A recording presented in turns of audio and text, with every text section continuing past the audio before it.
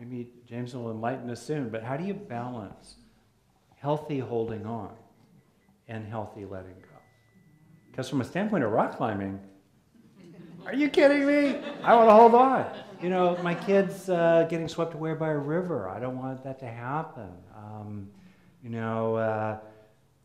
If we don't get this right, we're going to lose a chunk of money or something, and we want to, there's a place for that. And how do you balance those? And that's been a real interest of mine. How do you actually balance those?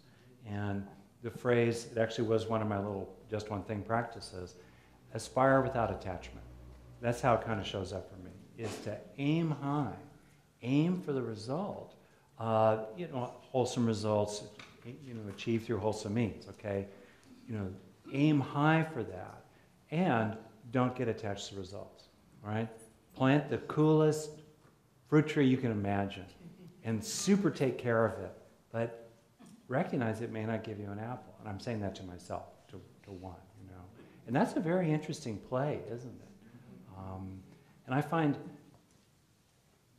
that one thing that I learned early on in rock climbing was that if I really suppressed the fear and the emotion, it came back every night. And I would have these images of hurtling down the side of a cliff to smack on a rock. And the third or 13th time that happened, I let go. And I let myself hit the rock. Except I didn't. About an instant before I smacked, I had this realization that all this was the suppressed fear that I had shoved down. That to be able to keep going for what I was going for, I had to be willing to feel the feelings, but not be overwhelmed by them. And to find that middle place where there was a lot of letting go, but there was still enough presence of mind, that I could be functional.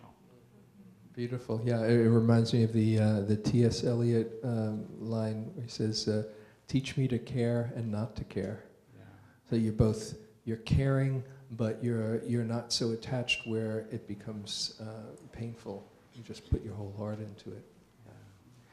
Well, thanks very much. It's great hanging out with you, including in front of everyone. Or as the little kids say, all gone.